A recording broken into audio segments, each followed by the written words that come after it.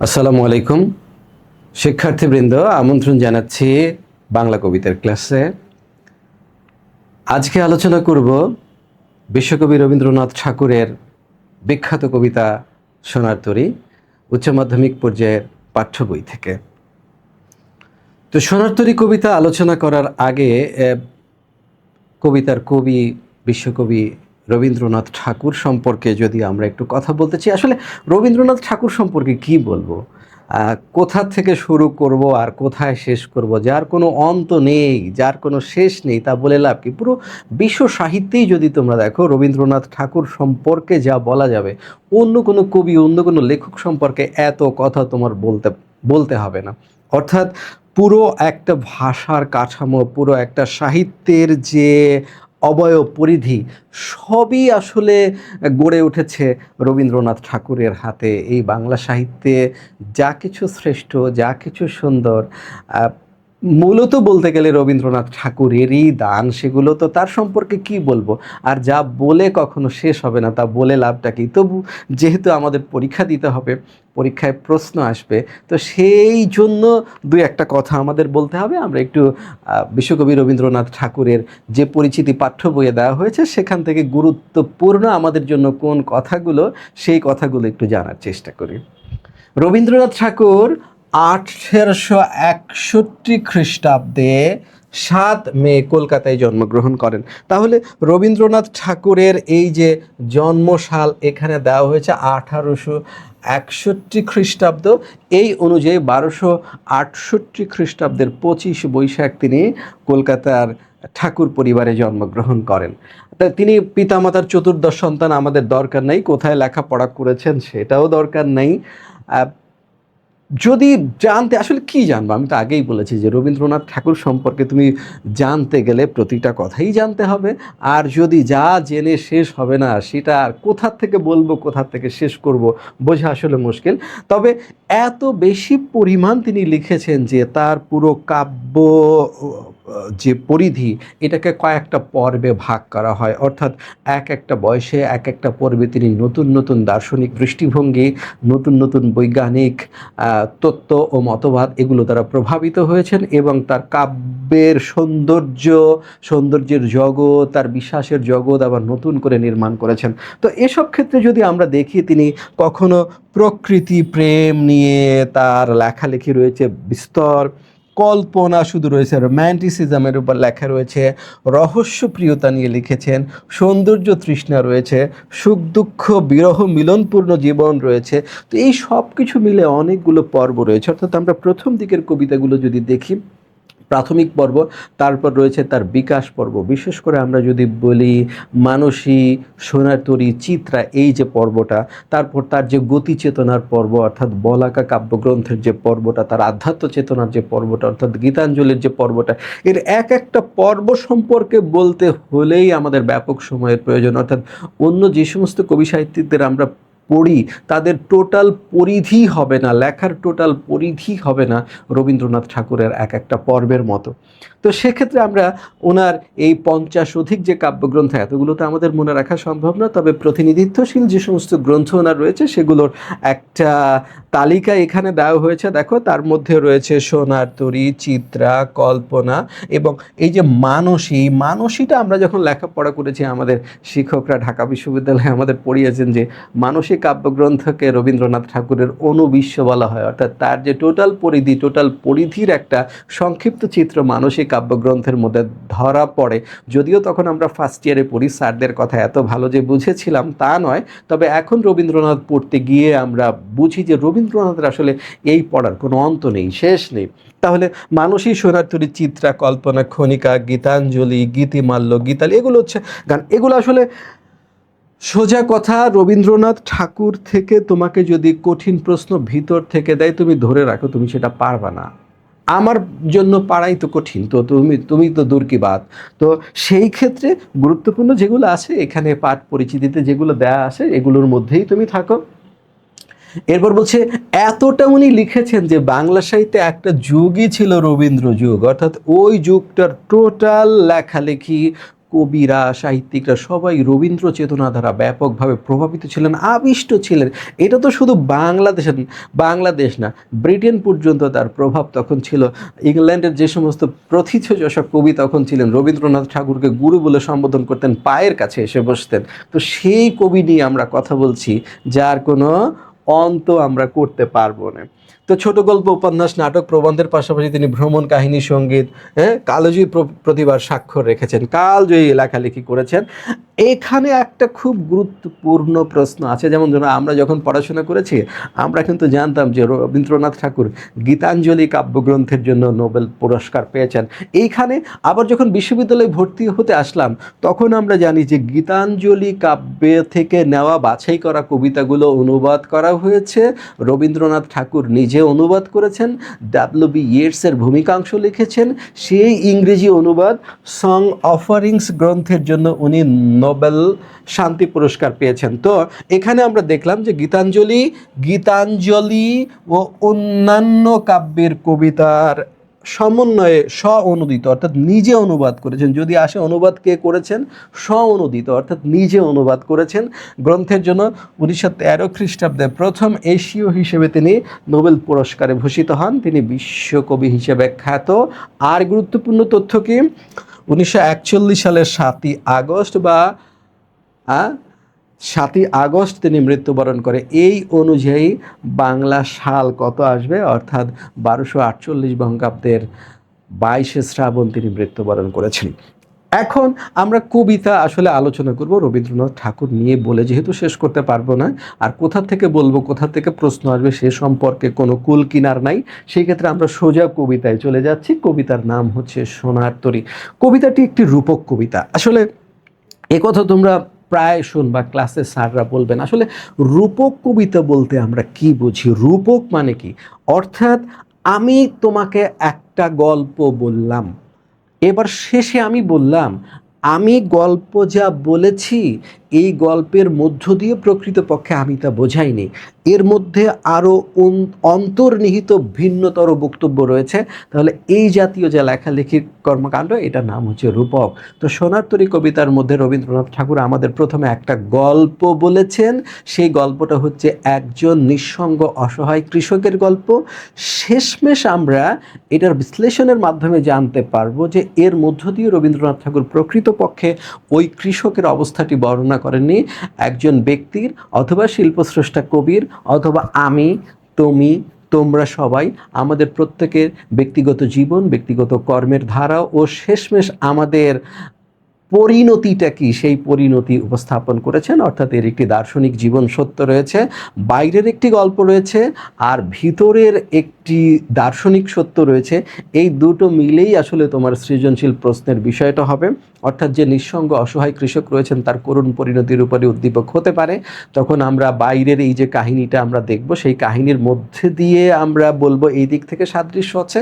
তারপর তারা আমাদেরকে ঘুরিয়ে প্রশ্ন করবেন, সাদৃশ্য থাকলেও সোনার তরী কবিতায় যে দার্শনিক সত্য প্রকাশ পেয়েছে তা উদ্দীপকে প্রকাশ পায়নি। তখন আমরা বলবো মন্তব্যটি ঠিক। তখন দার্শনিক সত্যটি অর্থাৎ বাইরের কৃষকের এই করুণ পরিণতির গল্পের মধ্য দিয়ে দার্শনিক সত্যটি আসলে কি প্রকাশ পেয়েছে, সেই দার্শনিক সত্যটা আমরা তখন ব্যাখ্যা করে দিব। সেই ব্যাখ্যা করার জন্য আমি আজকে যে বক্তব্য দিব সেই বক্তব্য, টিকা যেগুলো রয়েছে টিকা এবং পাঠ পরিচিতির শেষাংশের বক্তব্য দিয়ে আমরা দার্শনিক সত্যটি দাঁড় করাবো। তাহলে এই রূপক কবিতাগুলো আসলে প্রতীকী শব্দের ব্যবহারের মধ্য দিয়ে প্রকাশ করা হয়। তো আমরা দেখব এখানে যে শব্দগুলো ব্যবহার করা হয়েছে সেই শব্দগুলোর সাধারণ অর্থই বা কী, আর প্রতীকে রূপক ফুটিয়ে তোলার জন্য কিভাবে এগুলোকে বিশ্বকবি রবীন্দ্রনাথ ঠাকুর ব্যবহার করেছেন। তো চলো আমরা প্রথমে প্রত্যেকটা স্তবকের, আমি এখানে স্লাইডগুলো স্তবক স্তবক হিসেবে সাজিয়েছি। প্রত্যেকটা স্লাইডে আমরা প্রথমে দেখব যে কৃষকের অবস্থা কি, দ্বিতীয়ত আমরা দেখব যে এই কৃষকের অবস্থার মধ্য দিয়ে রবীন্দ্রনাথ ঠাকুর আমাদের ব্যক্তি জীবনের অথবা শিল্পস্রষ্টা হিসেবে তার ব্যক্তিগত জীবনের কোন দার্শনিক সত্যটি ফুটিয়ে তুলতে চান। তো চলো প্রথমেই শুরু করি। গগনে গরজে মেঘ ঘন বর্ষা। তো গগনের শব্দের অর্থ হলো আকাশে, আকাশে, তাই তো। গরজে মানে কি, গর্জে, গর্জে বা গর্জন করে। তার মানে আমরা প্রথম দেখলাম আকাশে মেঘমালা গর্জন করছে আর ঘন বর্ষা মানে তীব্র বৃষ্টিপাত শুরু হয়েছে। প্রথম লাইন। তো একটু বলে নিই, এখানে যে কৃষকের জীবনে দুর্গতি ফুটিয়ে তোলা হচ্ছে, কৃষক কি করেছেন, ধান কেটে অপেক্ষা করছেন কোথায়, যে দ্বীপের মতো ছোট একটি ধান ক্ষেত, সেখানে তিনি ধান কেটে অপেক্ষা করছেন। তখনই শুরু হয়েছে, অর্থাৎ তিনি সাহায্যের প্রতীক্ষা করেন, যেহেতু দ্বীপ চারদিকে পানি, উনি তো নৌকার সাহায্য ছাড়া যেতে পারবেন না, তাই না? তো সেই জন্য তিনি অপেক্ষা করছেন। তখনই কি হলো, তিনি লক্ষ্য করলেন গগনে গরজে মেঘ, অর্থাৎ আকাশে মেঘমালা গর্জন করছে, ঘন বর্ষা এবং তীব্র বৃষ্টিপাত শুরু হয়েছে। কুলে একা বসে আছি নাহি ভরসা, অর্থাৎ কৃষক। আমি যদি বলি যে এখানে যে কৃষকের গল্পটি আমাদেরকে শোনানো হচ্ছে, সেই কৃষকের গল্পটি কে আমাদের শোনাচ্ছে? উত্তর হচ্ছে কৃষক নিজেই শোনাচ্ছেন। কারণ এখানে যে ক্রিয়ার প্যাটার্ন ব্যবহৃত হয়েছে, এটা হচ্ছে ফার্স্ট পার্সনের ক্রিয়ার pattern. First person point of ভিউতে কিন্তু ক্রিয়া সাজানো হয়েছে। সেই ক্ষেত্রে আমরা বলতে পারি কৃষক নিজেই বলছেন, কুলে একা বসে আছি, আমি এই দ্বীপ সদৃশ ছোট ধান খেতে একা বসে আছি, নাহি ভরসা, অর্থাৎ এই ধানগুলো সেফলি নিয়ে যাওয়ার, নিরাপদে নিয়ে যাওয়ার তিনি কোনো ভরসা পাচ্ছেন না। কেন? অলরেডি মেঘমালা গর্জন করছে এবং বর্ষা শুরু হয়ে গিয়েছে। এরপর কি, রাশি রাশি ভাড়া ভাড়া ধান কাটা হলো সারা। রাশি রাশি, এখানে দেখো একটা দ্বিরুক্ত শব্দ প্রয়োগ করেছে। রাশি শব্দটি দুইবার ব্যবহার করা হয়েছে, ভাড়া শব্দটিও দুইবার ব্যবহার করা হয়েছে। তাহলে এই শব্দটি কি? এগুলোকে আমরা 9-10 পড়েছি শব্দ দ্বৈত বা শব্দদ্বিত্বা বা দ্বিরুক্ত শব্দ। এগুলো ব্যবহার করলে কি হয়, একবার ব্যবহার করলে যা হয়, দুইবার ব্যবহার করলে তার থেকে সম্প্রসারিত অথবা সংকুচিত অর্থ প্রকাশ করে। তো এখানে সম্প্রসারণ অর্থে, অর্থাৎ বহুবচন অর্থে ব্যবহৃত হয়েছে।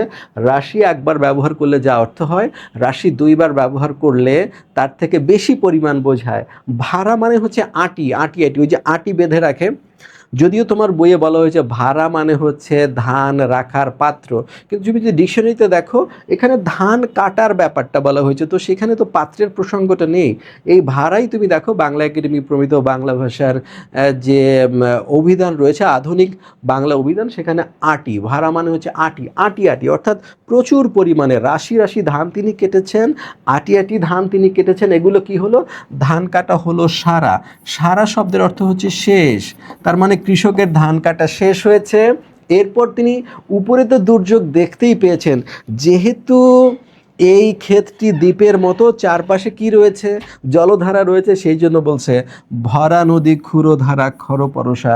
এই নদী কি হচ্ছে, জলস্রোতে ভরে উঠছে এবং এটা ক্ষুরধারা, অর্থাৎ খুর, যেটা খুরের মতো, খুরের মতো ধারা। ক্ষুরধারা মানে হচ্ছে খুরের মতো ধারা, অর্থাৎ ধারালো জলস্রোত। তুমি সহজ অর্থে বললে তীব্র জলস্রোত।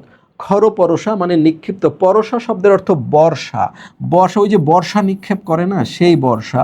খর মানে হচ্ছে ধারালো, ধারালো নিক্ষিপ্ত বর্ষার মতো জলস্রোত তীব্র বেগে প্রবাহিত হচ্ছে।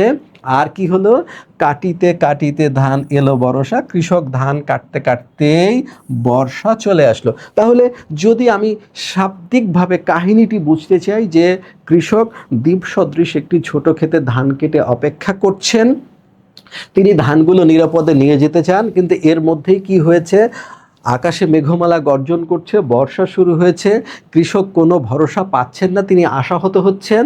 তিনি প্রচুর পরিমাণে ধান কেটেছেন, তিনি বলেছেন রাশি রাশি ভাড়া ভাড়া প্রচুর পরিমাণে ধান কেটেছেন, ধান কাটা তার শেষ হয়েছে। তখন তিনি আরও দুর্যোগের আভাস পেলেন, সেটা কি, ভরা নদী, নদী ভরে উঠছে, প্রবল বেগে জলস্রোত বইছে, আর নিক্ষিপ্ত বর্ষার মতো তীব্র বেগে এই জলস্রোত ছুটে চলছে।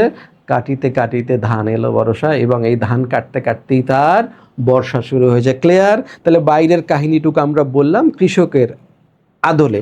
এখন যদি বলি অন্তর্নিহিতভাবে এখানে কি বোঝানো হচ্ছে, এটা আমি ডান দিকে বললাম, অন্তর্নিহিতটা আমি এবার কোথায় বলবো? বাম পাশে বলবো। ঠিক আছে, তাহলে গগনে মানে এখন কিন্তু আমি প্রতীকী শব্দগুলো ব্যবহার করব, যে এই শব্দগুলো গগন মানে আকাশ, আমি বুঝেছি এটা আবিধানিক অর্থ, কিন্তু এখানে গগন আকাশ অর্থে ব্যবহৃত হয়নি। এই গগন বলতে এখানে জায়গার বিস্তৃতি বোঝায়। এখানে তুমি এইটা ধরে নিতে পারো, গগন মানে হচ্ছে সর্বত্র। জীবন আকাশ বলতে তুমি এটা বুঝতে পারো। গরজে মানে গর্জন করে। কে গর্জন করে? মেঘ এবং বর্ষা। এই মেঘমালা এবং বর্ষা এটা হচ্ছে ব্যক্তির জীবনে, ব্যক্তির জীবনে আসা মৃত্যুময়, মৃত্যুময় দুর্যোগ। তার মানে কি? তখন আমরা বলেছিলাম যে এটি কে বর্ণনা করেছেন? কৃষক বর্ণনা করছেন। তাহলে এখন এখানে কৃষক কার প্রতীক হবে? যদি কৃষক আমরা বলি তাহলে কৃষক হচ্ছে ব্যক্তি, সেই হিসেবে তুমি আমি আমরা সবাই, অথবা শিল্পস্রষ্টা কবি নিজে, শিল্প স্রষ্টা কবি, তার মানে প্রত্যেকটি সৃজনশীল মানুষ, তুমি আমি আমরা সবাই, আমরা যারা কর্মী মানুষ তারা কি সবাই কৃষক। তাহলে কি দাঁড়াচ্ছে? সেই কৃষকের সর্বব্যাপী সর্বত্র কি হবে? এক সময় মৃত্যুময় দুর্যোগ চলে আসবে। হঠাৎ করে আমাদের এই কর্মময় জীবনে আমরা মৃত্যুর উপস্থিতি টের পাবো, অথবা মৃত্যুর লক্ষণসমূহ দেখতে পাবো। তখন কি হবে? তখন আমাদের রিয়ালাইজেশন কি হবে? কুলে একা বসে আছি। প্রথমেই আমি দৃষ্টি আকর্ষণ করছি একা। একা এটা দিয়ে কি বোঝায়? এটা দিয়ে বোঝায় ব্যক্তিসত্তার একান্ত নিঃসঙ্গ অবস্থা, নিঃসঙ্গতা। তার মানে যদি ব্যক্তি হয় আমি, যদি ব্যক্তি হয় শিল্পস্রষ্টা কবি, তাহলে তার রিয়ালাইজেশনটা হচ্ছে তিনি একা। জীবনে তিনি কেমন ছিলেন? একা। তাহলে আমরা যে এই সম্পর্কের নালা জাল বিস্তার করেছি, বহু সম্পর্ক সৃষ্টি করেছি, কিন্তু কবির রিয়ালাইজেশন হচ্ছে যখন মানুষের জীবনে মৃত্যুময় দুর্যোগ চলে আসে তখন সে রিয়েলাইজ করে সে একা, নাহি ভরসা, অর্থাৎ রক্ষা, এই মৃত্যুময় দুর্যোগের হাত থেকে রক্ষার কোনো ভরসা তখন থাকে না। আর আমরা কি করি? রাশি রাশি ভাড়া ভাড়া ধান কাটা হলো সারা। প্রথমই হচ্ছে আমি তাহলে এখানে দেখাচ্ছি ধান। ধান কি হবে? ধান হচ্ছে আমাদের, ধান হচ্ছে আমাদের কর্ম, ধান হচ্ছে আমাদের কর্ম অবলিক মহৎ সৃষ্টিকর্ম। তাহলে ধান কাটা হলো সারা, তার মানে ব্যক্তি এক সময় তার কর্মের যে পসরা এটাকে শেষ করে ফেলে, কর্মের যে আয়োজন, কর্মের যে ব্যাপক সম্ভার এটা শেষ করে ফেলেন, কারণ মৃত্যু চলে আসলে তখন আর কর্ম করার কোনো সুযোগ হয় না, এটা শেষ হয়ে যায়।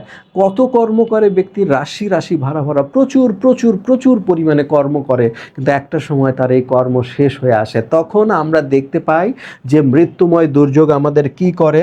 আমাদের চতুর্দিক থেকে ঘিরে ধরে। সেটাই বলছে যে তখন কি হয়? ভরা নদী ক্ষুরধারা খর পরশা। আমরা দেখি শুধু উপরেই নয়, চারদিক থেকে, এই যে গগন মানে সর্বত্র, ভরা নদী ক্ষুরধারা খর পরশা, চারদিকের আমরা এই মৃত্যুময় দুর্যোগের যে উপস্থিতি সেটা লক্ষ্য করি, এবং ব্যক্তির রিয়ালাইজেশন আসে, কাটিতে কাটিতে ধান এলো বরষা, আহা, কাজ করতে করতেই আমার জীবনের শেষ সময় চলে আসলো, মৃত্যুময় দুর্যোগ চলে আসলো। তাহলে শিক্ষার্থীরা কি দাঁড়াচ্ছে? যে কৃষকের জীবনে, কৃষক গল্প যদি আমরা বলি তাহলে কৃষক দ্বীপের মতো ছোট্ট একটি ক্ষেতে ধান কাটছিলেন, এর মধ্যেই বৃষ্টি শুরু হলো, তিনি তার ধানগুলো রক্ষা করার কোনো ভরসা পাচ্ছেন না, প্রচুর পরিমাণে রাশি রাশি ভাড়া ভাড়া তিনি ধান কেটেছেন, এবং তিনি আরও লক্ষ্য করলেন ভরা নদী ক্ষুরধারা খর পরশা, অর্থাৎ প্রবল জলস্রোত হিংস্রভাবে প্রবাহিত হচ্ছে, আর ধান কাটতে কাটতেই বর্ষা চলে আসে। আর যদি আমরা রূপক অর্থে অর্থাৎ অন্তর্নিহিত তাৎপর্যের দিক থেকে বলি তাহলে বলতে পারি আমি তুমি আমাদের ব্যক্তির জীবনে অথবা শিল্পস্রষ্টা কবির জীবনে একসময় মৃত্যুময় দুর্যোগ চলে আসে, তখন আমরা রিয়েলাইজ করি যে এই ব্যক্তি জীবনে আমরা একান্তই একা, এবং আমাদের ব্যাপক ও বিস্তৃত পরিমাণের কর্মের যে সমাহার সেটা তখন শেষ হয়ে যায়, আর আমরা চারদিকে মৃত্যুময় দুর্যোগের উপস্থিতি লক্ষ্য করি এবং এই কর্ম করতে করতেই একটা সময় আমাদের জীবনের পরিণতি শেষ দিনটি ঘনিয়ে আসে। ক্লিয়ার? তাহলে প্রথম দিনটি ক্লিয়ার। আমি কি বললাম এখান থেকে তুমি কৃষকের গল্প আর অন্তর্নিহিত তাৎপর্য এই বিষয়গুলোকে আলাদা করে নিবা।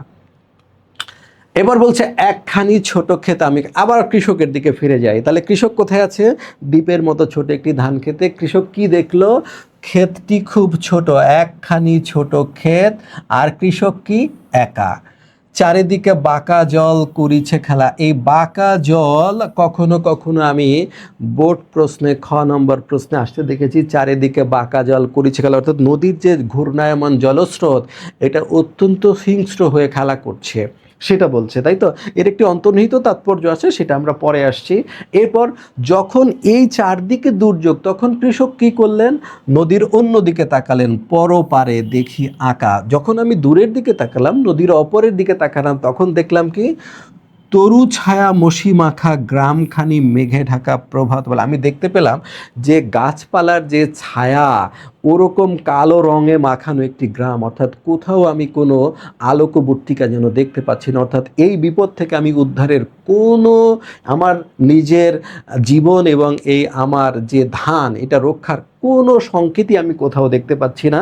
হ্যাঁ, আমি আর কি দেখলাম? আবার যখন এপারের দিকে তাকালাম তখন আমি দেখি আমি একান্ত একা, অর্থাৎ কৃষকের একান্ত নিঃসঙ্গ অবস্থা এখানে প্রকাশ পেয়েছে, সহায়হীন সাহায্যহীন এক অবস্থা প্রকাশ পেয়েছে।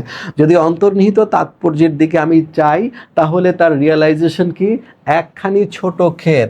তাহলে বাচ্চারা ছোট ক্ষেত, এখানে আমাদের ক্ষুদ্র যে জীবন পরিধি, আমাদের ক্ষুদ্র জীবন পরিধি, অর্থাৎ আমাদের ক্ষুদ্র জীবন পরিধির সাথে এটি সাদৃশ্যপূর্ণ, অর্থাৎ আমাদের জীবনখানি অত্যন্ত ছোট। আর এই ছোট জীবনে আমরা কি? একেলা, অর্থাৎ একান্ত নিঃসঙ্গ। আমরা এই ছোট জীবনে একান্ত নিঃসঙ্গ। আমাদের জীবনটি কেমন তাহলে? যদি প্রশ্ন আসে সোনার তরী কবিতা অবলম্বনে আমাদের জীবনখানি কেমন, জীবনের বিশেষণ কি? তাহলে এখানে ছোট ক্ষেত, অর্থাৎ জীবন একেবারে ছোট, আর আমরা কেমন? একান্ত নিঃসঙ্গ। আর চারিদিকে বাঁকা জল, এই বাঁকা জল হচ্ছে ধাবমান কাল, অর্থাৎ ধাবমান কাল। করিছে খেলা মানে ব্যক্তিকে গ্রহণ করার জন্য সে তৈরি হচ্ছে। তার মানে এই ধাবমান কাল হচ্ছে সময়েরই একটা হিংস্র রূপ, যে ব্যক্তির মৃত্যুময় দুর্যোগে উপস্থিত হয়েছে এবং ব্যক্তিকে গ্রহণ করার জন্য সমস্ত আয়োজন সম্পন্ন করছে। আকাশে রয়েছে মেঘমালা, প্রবল বর্ষণ এবং জলস্রোত, ঘূর্ণায়মান জলস্রোত কি করেছে? চারিদিকে খেলা করছে, অর্থাৎ ব্যক্তিকে গ্রহণ করার জন্য সমস্ত প্রিপারেশন সম্পন্ন করেছে। তখন আমরা এই মৃত্যুময় দুর্যোগ যখন আসে তখন কিন্তু মানুষের কিন্তু বাঁচতে ইচ্ছা করে, বেঁচে থাকার যে প্রবণতা এটা মানুষের মধ্যে চিরন্তন। সেই জন্য আমরা কি করি? সাহায্যের জন্য চারিদিকে তাকাই, পরপারে কাছে দূরে সব দিকে তাকাই। পরপার বলতে এখানে অনেকেই পরকাল বোঝাবে, কিন্তু আসলে এটা পরকাল ধারণার সাথে সম্পর্কিত নয়। আমরা কি করি? সাহায্যের জন্য অনেক দূরে কাছে সব দিকের যে প্রত্যাশা, আমাদের প্রত্যাশার জগৎ বোঝায় আসলে এটা। যে আসলে আমরা কি দেখি? তখন দেখি আঁকা তরু ছায়া মশি মাখা, অর্থাৎ কালো রঙই দেখতে পাই আমরা, আশাহীনতা দেখতে পাই। কেমন কালো রং? গাছের ছায়া যেরকম কালো ওরকম কালো দেখতে পাই সমস্ত অস্তিত্ব। গ্রামখানি এখানে অস্তিত্ব হিসেবে ব্যবহৃত হয়েছে। সমস্ত অস্তিত্ব কেমন দেখতে পাই? গ্রামখানি মেঘে ঢাকা। এটা আমরা এই প্রভাত বেলা অর্থাৎ তীব্র আলোতে, প্রকৃষ্ট ভাত অর্থাৎ এই তীব্র আলো যখন, সেই তীব্র, এখানে প্রভাত মানে কিন্তু আবার সকাল বুঝো না, প্রভাত মানে কি? প্রকৃষ্ট ভাত অর্থাৎ তীব্র যে আলোকিত সময়, তখনই আমরা দেখতে পাই কি? গ্রামখানি মেঘে ঢেকে গিয়েছে, অর্থাৎ আমার জীবনের পাঠ এখানে কিন্তু সমাপ্ত হয়ে গিয়েছে, শেষ। আকাশে মেঘমালা, প্রবল বর্ষণ, আর দ্বীপের মতো যে ছোট্ট ধান ক্ষেত, তার চারিদিকে স্রোতের উদ্যমতা এবং কি? বাঁকা জল, অর্থাৎ সময়ের হিংস্র রূপ যেন আমাকে গ্রহণ করার জন্য প্রস্তুত হচ্ছে। এ পাড়াতে ছোট ক্ষেত, আমি একলা। তখন আবার আমি যখন আমার দিকেই মনোনিবেশ করি তখন আমি রিয়ালাইজ করি আমার একান্ত নিঃসঙ্গতা এবং আমি একা, অর্থাৎ আজকের এই দুর্যোগ থেকে সম্ভবত আমার পরিত্রাণ নেই। ঠিক আছে, তাহলে কৃষকের অবস্থাটা আমরা জানলাম আর এর অন্তর্নিহিত বক্তব্য আমরা বুঝলাম। এরপর তাহলে আবার কৃষকের দিকে ফিরে যাই, গান গেয়ে তরিবে কে আসে পারে। এরপর ওই যে কৃষকের আশাহীনতা, সেখানে সে লক্ষ্য করলো গান গেয়ে তরিবে কে আসে পারে। এই তরি মানে কি? তরি মানে হচ্ছে নৌকা, সাধারণ অর্থে। বে মানে নৌকা চালিয়ে কেউ একজন আসছে। এই পারে মানে কিন্তু ধারে না, পারে মানে হচ্ছে এই নদী বরাবর চলে যাচ্ছে, এই নদী দিয়ে চলে যাচ্ছে। দেখে যেন মনে হয় চিনি উহারে। কৃষকের এই গান গাওয়া মাঝিকে দেখে চেনা মনে হচ্ছে, কিন্তু তার একটু সংশয় আছে, যেন মনে হয়, অর্থাৎ তাকে চেনা চেনা লাগছে, তাই তো? কিন্তু চেনা চেনা লাগছে, কৃষকের অবস্থাটা কি?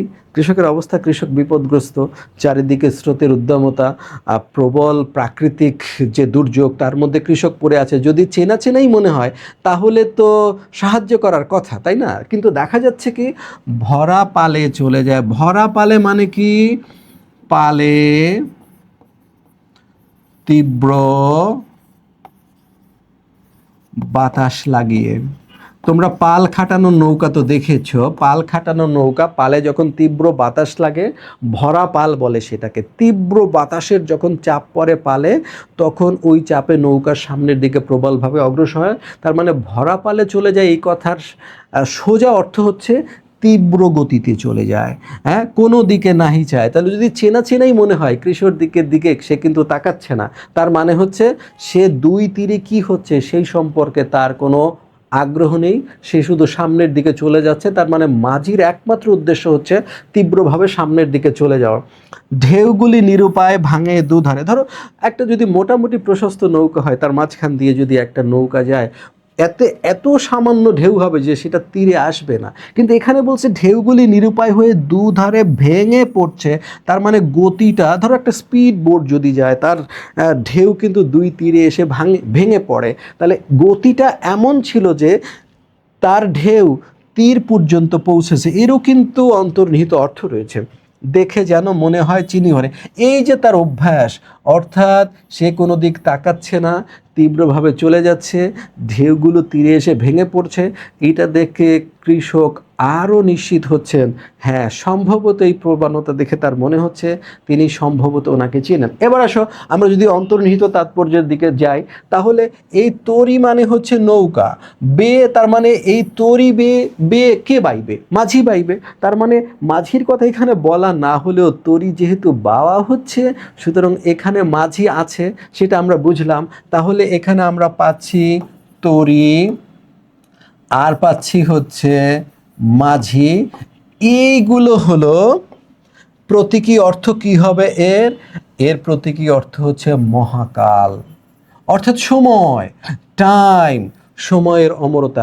একটা বিষয় আমি লক্ষ্য করি, যদি আচ্ছা, সোনার তরী, তুমি তো জীবনে অনেক নৌযান দেখেছো, কাঠ দিয়ে তৈরি হতে দেখেছো প্রাচীন নৌকা, এখন লৌহ দিয়ে তৈরি হয়। তো সোনা দিয়ে কি কেউ কখনো নৌকা বানিয়েছে? বানায়নি। তো রবীন্দ্রনাথ ঠাকুর সোনা দিয়ে নৌকা কেন বানালো?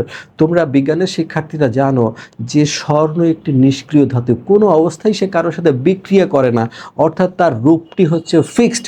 সুতরাং অমরতার প্রতীক হিসেবে কিন্তু এই সোনার তরীটি এসেছে। তো সেইখানে তরী কে অমর? মহাকাল বা সময়ের যে স্থায়িত্ব, সেটা কি রবীন্দ্রনাথ ঠাকুরের কাছে অমর। সে এই টাইমকে আসতে দেখলেন, যখন ব্যক্তির জীবন স্তব্ধ হয়ে যাবে, তার জীবনে যখন মৃত্যুময় দুর্যোগ চলবে, তখনও মহাকালের যে নিয়মিত গতি, যে সাধারণ গতি, সেই সাধারণ গতিটি কিন্তু বহাল থাকবে। আর মহাকাল কীরকম? তুমি সময়ের জন্য যত আবেগই দেখাও না কেন, সময় কখনো তোমার জন্য কোনো আবেগ দেখাবে না। যেদিন তুমি মৃত্যুবরণ করবে, এই সময়কে রক্ষা করার জন্য, সময় সেভ করার জন্য হাতে ঘড়ি পড়েছো, কত কিছু যে তুমি করেছো, কিন্তু তোমার সময়ের প্রতি যতই আবেগ থাকুক না কেন, মহাকাল তোমার প্রতি কোনো আবেগ দেখাবে না। সেই জন্য বলছে, তুমি যতই তাকে চেনো, সে তোমাকে চেনে না। সে কি করবে? সব সময় ভরা পালে চলে যায়, সে সব সময় তার গতিতে চলতে থাকবে, চলতেই থাকবে, কোনো দিকে নাহি চায়। অর্থাৎ এই মানব সভ্যতা, এগুলোর প্রতি তার কোনো রকম কোনো আকর্ষণ নেই। সে তার নিয়মিত গতিতে গান গেয়ে তরিবে কে আসে পারে, সে সবসময় চলতেই থাকবে, চলতেই থাকবে কোনো দিকে। অর্থাৎ এইটা তার কি বোঝায়? এটা তার নিরাসক্ত অবস্থা বোঝায়, অর্থাৎ কোনো বিষয়ের প্রতি তার কোনো আগ্রহ নেই। আর ঢেউগুলি, এই যে সময়ের তীব্র প্রবাহ, এর ঢেউ মানে দু তীরে পড়ে, মানে কি দু তীরে ভেঙে পড়ে, অর্থাৎ এই ঢেউয়ের ফলে মানব সভ্যতার যে ব্যাপক সভ্যতার উত্থান পতন ঘটে সেদিকেও তার দৃষ্টি নেই। আমরা সেটাই পড়েছিলাম 19 তোমার যদি মনে থাকে, সেই দিন এই মাঠ আইসেরিয়া ধুলো আজ বেবিলন ছাই হয়ে আছে। এটাও সময়ের আঘাতে হয়েছে, কিন্তু সময় সেই সম্পর্কে কোনো খেয়ালই রাখে না। সেই জন্য বলছে ভরা পালে চলে যায়, কোনো দিকে নাহি চায়। সভ্যতার উত্থান পতন, ব্যক্তির জীবনের আগমন এবং তার যে পরিণতি, এই সম্পর্কে সময়ের কোনো আগ্রহ নেই। সেই জন্য সে কি করে, কোনো দিকে নাহি চায়। দেখে যেন মনে হয় চিনি উহারে। এই সময়ের এই প্রবণতা দেখেই শিল্পস্রষ্টা কবি নিশ্চিত হয়েছেন, হ্যাঁ, যে চলে যাচ্ছে আমার এই স্তব্ধতার দিনে, আমার এই জীবনের শেষ পরিণতির দিকে, যে আগের নিয়মেই যথা নিয়মে গতিশীল রয়েছে, সে কে, মহাকাল, তার কোনো বিনাশ হবে না। সুতরাং এই মহাকালের বুকে বেঁচে থাকার একটা অদম্য আকাঙ্ক্ষা রবীন্দ্রনাথ ঠাকুরের ছিল, ইভেন প্রত্যেকটি মানুষেরই থাকে।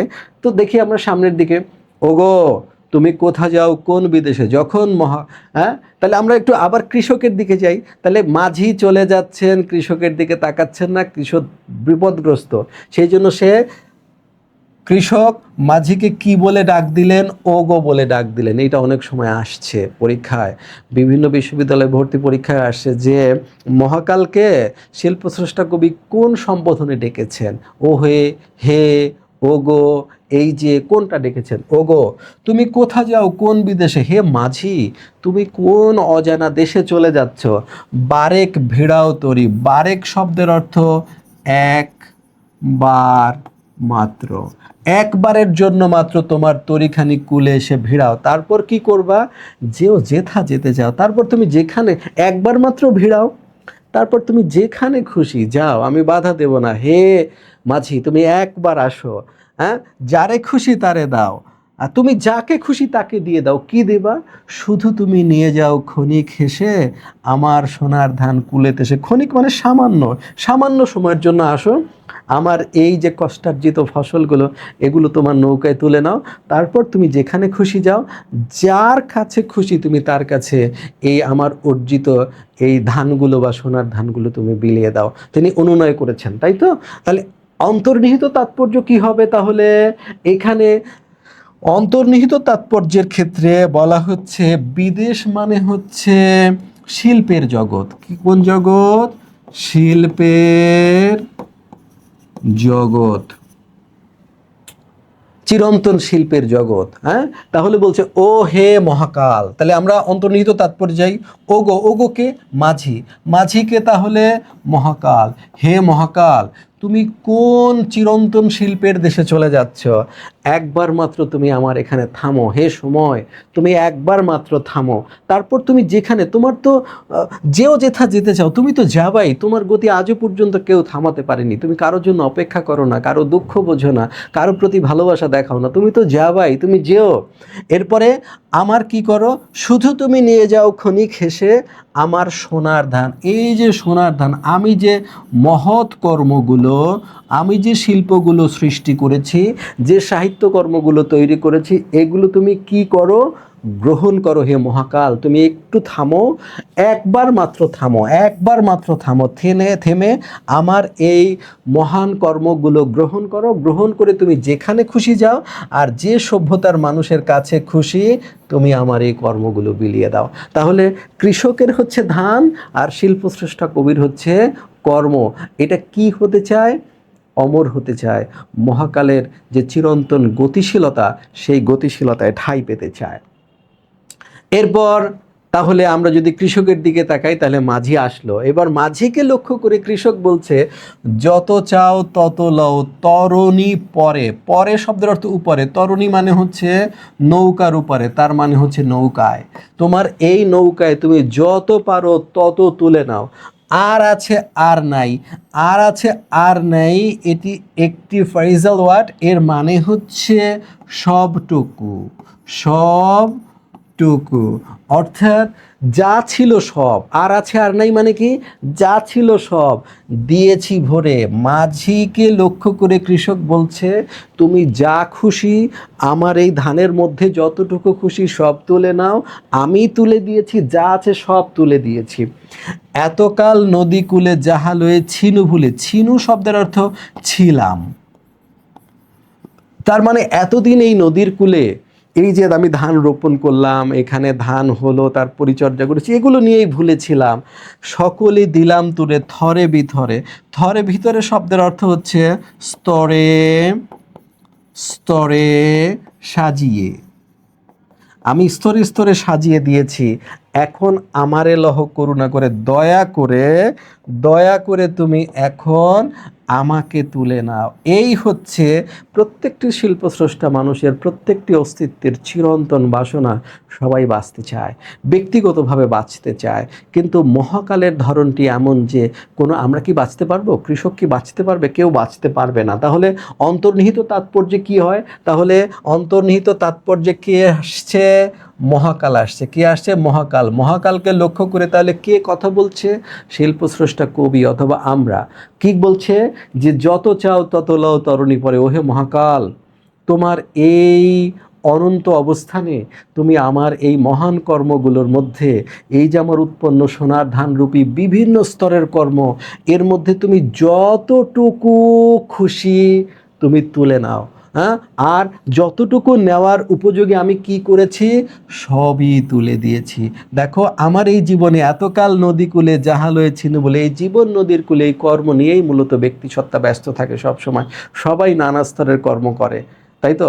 ধান কিংবা সোনার ধান সে সৃষ্টি করে চলে, এগুলো নিয়েই ব্যক্তি ব্যস্ত থাকে। তখন কি হয়? মহাকালের বুকে সব তুলে দিয়ে একটা সময় ব্যক্তিকে তুলে দিতে হয়। মৃত্যুময় দুর্যোগের সময় ব্যক্তির আর এই কর্মর উপরে কোনো নিয়ন্ত্রণ থাকে না। তখন কি হয়? সকলই দিলাম তুলে থরে বিথরে, সব আমি স্তরে স্তরে সাজিয়ে তুলে দিলাম। তারপরও ব্যক্তি জানে তার পরিণতি অনিবার্য সত্য, তার পরিণতি অনিবার্য মৃত্যু, কিন্তু তারপরও সে বাঁচতে চায়। সেই জন্য সে বলছে, এখন আমারে লহ করুণা করে। কিন্তু ব্যক্তি কি বাঁচতে পারবে? কৃষক কি ওই দুর্যোগ থেকে রক্ষা পাবে? পাবে না। সেই জন্য বলছে, এখন কৃষকের কথা যদি বলি, কৃষকের নিজের রিয়েলাইজেশন, ঠাই নাই ছোট সে তরি, অর্থাৎ মাঝির ওই নৌকায় আমার ঠাই হয়নি। কেন? ওই নৌকার প্যাটার্ন, ধরন এমন ছোট যে সেখানে শুধু ধান জায়গা পায়, কিন্তু কৃষক জায়গা পায় না। সেই জন্য কি হয়েছে? আমারই সোনার ধানে গিয়েছে ভরি, কৃষকের উৎপন্ন সোনার ফসলে সে নৌকাখানি পরিপূর্ণ হয়ে গিয়েছে। কৃষক আর সেখানে ঠাঁই নাই, তার আর সেখানে জায়গা নাই, কোনো স্থান সংকুলান হবে না তার। এরপরে তাহলে কৃষকের পরিণতি কি হবে? অনিবার্য অবস্থা, অর্থাৎ সেই দ্বীপ থেকে তার মুক্তি নেই। যেহেতু জল স্ফীত হচ্ছে, দ্বীপটিকে ডুবিয়ে দিতে চাইছে, আকাশে ঘনায়মান মেঘমালা প্রচুর বর্ষণ শুরু করেছে, আর নিক্ষিপ্ত তীরের বেগে স্রোতধারা বইছে। তার মানে ব্যক্তির অর্থাৎ কৃষকের জীবনের করুণ পরিণতি এখানে ঘনিয়ে। সেই জন্য বলছে, শ্রাবণ ও গগন ঘিরে। গগন মানে কি? তার এই যে চারিপাশ শ্রাবণের ধারার মতো চারদিকে আরও অবিচ্ছিন্ন নিরবিচ্ছিন্ন মেঘমালা জমা হতে শুরু করেছে। ঘন মেঘ ঘুরে ফিরে শূন্য নদীর তীরে রহিনু পড়ি, অর্থাৎ এখন আর তার কাছে কি নাই? তার ধানও নাই। ধান কি করেছে? মাঝি নিয়ে চলে গেছে। এখন শূন্য নদীর তীরে রহিনু, রহিনু শব্দের অর্থ রইলাম। রহিনু পড়ি, আমি শূন্য নদীর তীরে পড়ে রইলাম। আর কি হলো? যাহা ছিল নিয়ে গেল সোনার তরী। সেই মাঝি এবং তার সোনার তরীতে আমার উৎপন্ন ফসলগুলো উঠিয়ে নিয়ে চলে গেল, আর আমি পড়ে রইলাম নদীর তীরে। কেন? অনিবার্য একটি মৃত্যুময় পরিণতি আমি ভোগ করব, কারণ আমার জীবনের গগন বা আমার চারিপাশে আরও শ্রাবণের মেঘমালা জমা হয়েছে, আর নদীর জলস্রোত স্ফীত হচ্ছে। আর অন্তর্নিহিত তাৎপর্য কি? অন্তর্নিহিত তাৎপর্য আমরা বললাম, মহাকাল আসলো, মহাকালের তীব্র গতিমানতা স্থির হয়ে কি করলো? সোনার ধানগুলো অর্থাৎ ব্যক্তির মহান মহান কর্মগুলো তুলে নিল। কিন্তু ব্যক্তি যখন বলছে, এখন আমারে লহ করুণা করে, তার প্রতি মহাকালের দৃষ্টিভঙ্গি কি? ব্যক্তি নিজেই দেখলেন মহাকালের চিরন্তন গতিশীলতায় ব্যক্তি অথবা শিল্পস্রষ্টা কবির কোনো ঠাঁই নেই। সেই জন্য বলছে, ঠাঁই নাই মহাকালের এই তীব্র গতিশীলতায় কে? ছোট সে তরী। এই মহাকালের তরীখানি এমন যে সেখানে ব্যক্তির কোনো ঠাঁই হবে না। কি হবে? আমারই সোনার ধানে, কিসে ভরে গিয়েছে? সোনার ধানে, অর্থাৎ শিল্পস্রষ্টা কবির কর্মেই মহাকাল পরিপূর্ণ হয়ে গিয়েছে। অর্থাৎ অমর যদি কেউ হয় তাহলে কর্ম হবে, ব্যক্তি কখনো অমর হবে না। ব্যক্তির পরিণতি কি হবে? শ্রাবণ ও গগন ঘিরে, অর্থাৎ চারিদিকে ঘন মেঘ, আরও মেঘমালা জমা হতে থাকবে, মৃত্যুময় পরিস্থিতি আরও ঘনীভূত হতে থাকবে। আর কৃষক কি করবেন? শূন্য নদীর তীরে, একাই এই শূন্য নদীর তীরে পড়ে থাকবেন। আর তার যা কিছু অবলম্বন ছিল, তার যে নানা স্তরের কর্ম ছিল, যে রাশি রাশি ভাড়া ভাড়া কর্ম ছিল, তার যে মহান কর্ম ছিল, সেগুলো কি হলো? যাহা ছিল নিয়ে গেল সোনার তরী, সেই মহাকালের গতিশীলতা, সেই কর্মগুলো নিয়ে চলে গেল। মোদ্দা কথা হলো যে ব্যক্তিকে কখনোই মহাকাল গ্রহণ করবে না। তুমি, আমি, আমরা, শিল্পস্রষ্টা, কবি, কাউকেই কখনো মহাকাল গ্রহণ করবে না, কিন্তু আমাদের কর্মগুলো থেকে যাবে। যেমন আমরা দেখি মহানবী হজরত মুহাম্মদ সাল্লাল্লাহু আলাইহি সাল্লাম কিন্তু বেঁচে নেই, কিন্তু তার প্রতিষ্ঠিত যে শান্তির ধর্ম ইসলাম সেটা কিন্তু টিকে আছে, তাই তো? তার মাধ্যমে আমরা যে ধর্ম পেয়েছি সেটা টিকে আছে। তাজমহল টিকে আছে, কিন্তু তার যে নির্মাতা, যার নির্দেশে নির্মাণ হয়েছে, সেই সম্রাট শাহজাহান কিন্তু বেঁচে নেই। মাদার টেরেসা কিন্তু বেঁচে নেই, কিন্তু তার মিশনারির জব চ্যারিটি কিন্তু বেঁচে আছে। তার মানে আমরা স্যার সেলিমুল্লাহ বেঁচে নেই, কিন্তু ঢাকা বিশ্ববিদ্যালয় কিন্তু বেঁচে আছে। তার মানে কর্ম টিকে থাকে মহাকালের বুকে, কখনো কখনো কোনো কোনো কর্ম অনন্তকাল পর্যন্ত টিকে থাকে, কিন্তু ব্যক্তিকে হারিয়ে যেতে হয় শ্রাবণের এই দুর্যোগময় পরিস্থিতিতে। তার জীবন কখনো স্থায়ী হতে পারে না। তার মানে মহাকালের চিরন্তন গতিশীলতায় কর্মই শুধু জায়গা পায়, ব্যক্তি জায়গা পায় না, এটা অন্তর্নিহিত তাৎপর্য। আর কৃষক দ্বীপ সদৃশ খেতে তার জীবন বিলীন হয়ে যাবে, কিন্তু তার কর্ম নিয়ে সামনে সময় অগ্রসর হয়ে যাবে, তাই তো? তাহলে দুইটা দিক যদি আমরা বলি, আমরা যদি গল্পটি একটু ছোট করে বলতে চাই, তাহলে গল্পটি আমাদের তোমার নিজের রেডি করার দরকার নেই। গল্প অলরেডি পাঠ পরিচিতিতে রেডি করা আছে। এখানে পাঠ পরিচিতির এই যে প্রথম অংশটি, যে সোনার তরী রবীন্দ্রনাথ ঠাকুরের কাব্যগ্রন্থের নাম, কবিতার নাম, কবিতা মানে কি, অর্থাৎ কাব্যগ্রন্থের নাম সোনার তরী, কবিতার নামও সোনার তরী। এই কাব্যগ্রন্থ আর কবিতার নাম একই, সেই জন্য বলছে নাম কবিতা। এইখান থেকে আমাদের তেমন কিছু নেওয়ার নেই, মূলত এই জায়গাটাতে কবিতাটিতে দেখা যায় এইটুকু হচ্ছে এই কবিতার কৃষক সংক্রান্ত বক্তব্য, অর্থাৎ কৃষকের পরিণতি কি, সেই কৃষক সংক্রান্ত বক্তব্য হচ্ছে তোমার পাঠ পরিচিতি যে 3টা অনুচ্ছেদ রয়েছে তার মাঝখানের অনুচ্ছেদ, অর্থাৎ কৃষকের পরিণতি কি হলো। আমি যদি একটু পড়ে শোনাই, এ কথা বলা শেষ, তারপরেও যদি তোমাদের জন্য আমি একটু পড়ে শোনাই, দেখো কি রয়েছে। কবিতাটিতে দেখা যায় চারপাশে প্রবল স্রোতের মধ্যে জেগে থাকা দ্বীপের মতো ছোট একটি ধান ক্ষেত। হ্যাঁ, তাহলে দ্বীপের কথা কি বলা আছে কবিতায়? উত্তর হচ্ছে আছে। কেন? চারিদিকে বাঁকা জল করিছে খেলা। তো চারিদিকে যেহেতু জল থাকে, তাহলে মাঝখানের স্থলটি কি? দ্বীপ। সেই জন্যই বলেছে দ্বীপের মতো ছোট একটি ধান ক্ষেত, উৎপন্ন সোনার ধানের সম্ভার নিয়ে অপেক্ষারত নিঃসঙ্গ এক কৃষক। তাহলে এই তোমরা যখন উত্তর লেখো, তখন এই শব্দগুলো তোমরা অনেক সময় ব্যবহার করতে ভুলে যাও। এই যে অপেক্ষারত, এই যে নিঃসঙ্গ, যে বিশেষণগুলো ব্যবহৃত হয়েছে, এই বিশেষণগুলোর যথোপযুক্ত ব্যবহারই আসলে বক্তব্যকে শক্তিশালী করে। এবং এইগুলো যদি আমরা শুধু যদি কৃষক বলি, নৌকা বলি, তাহলে কিন্তু হয় না। এর জন্য এই পাঠ পরিচিতিতে ব্যবহৃত যে বিশেষণগুলো, এগুলো সচেতনভাবে সুন্দরভাবে ব্যবহার করতে হবে। আকাশে ঘন মেঘ আর ভারী বর্ষণের পাশে খরস্রোতা নদী হয়ে উঠেছে হিংস্র। চারিদিকে বাঁকা জল কৃষকের মনে সৃষ্টি করেছে ঘনঘোর আশঙ্কা। এমন এক পরিস্থিতিতে ওই খরস্রোতা নদীতে একটি পালতোলা সোনার নৌকা নিয়ে বেয়ে আসা এক মাঝিকে দেখা যায়। উৎকণ্ঠিত কৃষক নৌকা কূলে ভিড়িয়ে তার উৎপাদিত সোনার ফসল নিয়ে যাওয়ার জন্য মাঝিকে সকাতরে মিনতি জানালে সোনার ধানের সম্ভার নৌকায় তুলে নিয়ে মাঝি চলে যায়। নৌকায় স্থান সংকুলন হয় না কৃষকের, শূন্য নদীর তীরে আশাহত কৃষকের বেদনা গুমড়ে মরে। এই হচ্ছে টোটাল আমাদের কাহিনী। দ্বীপের মতো ছোট একটি ধান ক্ষেত, ধান কেটে অপেক্ষারত নিঃসঙ্গ এক কৃষক, তখন আকাশে ঘনায়মান মেঘমালা এবং প্রবল বর্ষণ, চারিদিকে স্রোতের উদ্দামতা, গান গেয়ে তরিবে আসা এক মাঝিকে তিনি সকাতরে মিনতি জানালেন যে যাতে সে এই সোনার ধানগুলো নৌকায় তুলে নেয়। মাঝি আসলো, তুলে নিল, তারপর অজানার উদ্দেশ্যে চলে গেল। যদিও কৃষক সেই নৌকায় জায়গা চেয়েছিলেন, কিন্তু সেই তরীটি অত্যন্ত ছোট হওয়ায় তার ধানেই নৌকাটি পরিপূর্ণ হয়েছে, সেখানে কৃষকের আর জায়গা হয়নি। শূন্য নদীর তীরে শ্রাবণের দুর্যোগের মধ্যে কৃষক পড়ে আছে। এটা হচ্ছে গল্প। এর মধ্য দিয়ে কি প্রকাশ পেয়েছে, অর্থাৎ ব্যক্তি সত্তা আমাদের জীবনে অথবা শিল্পস্রষ্টা কবির জীবনে যে আসন্ন অনিবার্য মৃত্যু অথবা মৃত্যুময় দুর্যোগ তার সেটা রয়েছে। এটার জন্য আমি বলি, এইখানে যতটুকু বলা আছে এতটুকুতে তোমার উত্তর আসলে হবে না। এটার জন্য তুমি কি করবা, এখানে বেশ কিছু টিকা ব্যবহৃত হয়েছে, বিশেষ করে শেষ দুটো টিকা। সোনার তরী কবিতায় বই তুমি খুলে দেখবা, শেষ দুটো টিকা এর সাথে তোমাকে অ্যাড করতে হবে। আর ওই যে চারিদিকে বাঁকা জল করিছে খেলা, গান গেয়ে তরি বেয়ে কে আসে পারে, আর শেষ দুটো টিকা কি, ওই যে ঠাই নাই ছোট সে তরি একটা, আর শূন্য নদীর তীরে রহিনু পড়ি। এই চারটা টিকা যদি তুমি এর সাথে মিলাও, তাহলে অন্তর্নিহিত তাৎপর্যটিও তোমার সুন্দরভাবে হবে। তাহলে এর মধ্যে দিয়ে আমরা কি পেলাম, কৃষকের জীবনের যে একান্ত নিঃসঙ্গ করুণ পরিণতির মধ্য দিয়ে আমরা কি পেলাম, ব্যক্তি সত্তার জীবনে বা ব্যক্তির জীবনে আসন্ন মৃত্যুময় দুর্যোগ এবং মহাকালের অনন্ত গতিশীলতায় কর্মের অবস্থান এবং ব্যক্তির সুনির্দিষ্ট যে অবস্থান সেটা একটু দেখো।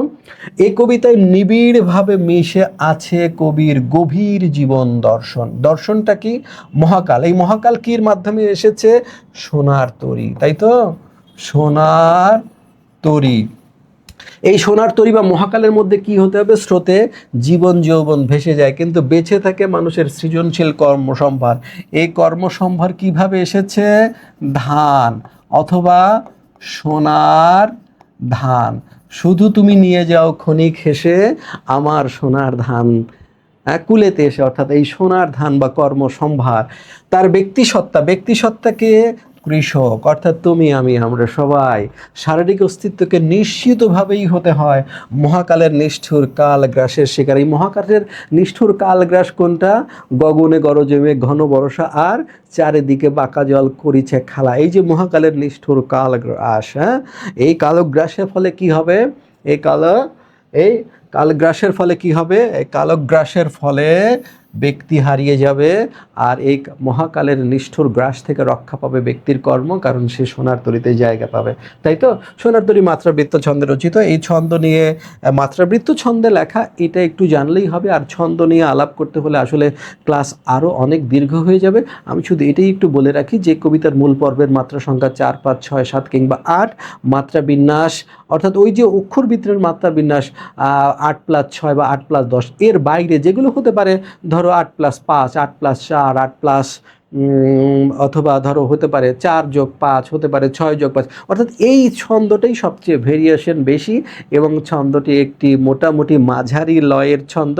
সবচেয়ে দ্রুত লয়ের ছন্দকে আমরা বলি স্বরবৃত্ত এবং ধীর লয়ের ছন্দ হচ্ছে অক্ষরবৃত্ত। মাঝামাঝি যে স্পিড, এই স্পিডের ছন্দ হচ্ছে মাত্রাবৃত্ত ছন্দ। এখানে তুমি যদি লাইনগুলো আমি একটু তোমাকে ধরিয়ে দিই, এটা মাত্রাবৃত্ত 8+5 মাত্রায় লেখা। একটু আমি যদি দেখাই, দেখো এই যে ঠাই নাই 8, ছোট সে তরি 5, আমারই সোনার ধানে 8, গিয়েছে ভরি 5। তার মানে হচ্ছে 8+5 মাত্রার মাত্রাবৃত্ত ছন্দে কবিতাটি লেখা, তাই তো।